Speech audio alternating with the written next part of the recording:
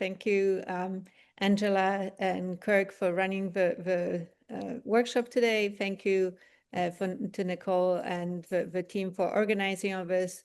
Big thanks to all the presenters, participants, all the discussions that we had. It was, I'm biased, but I personally very much enjoyed the talks and presentations, and let's keep in touch. You know where to find us. We're on websites, LinkedIn, we have YouTube.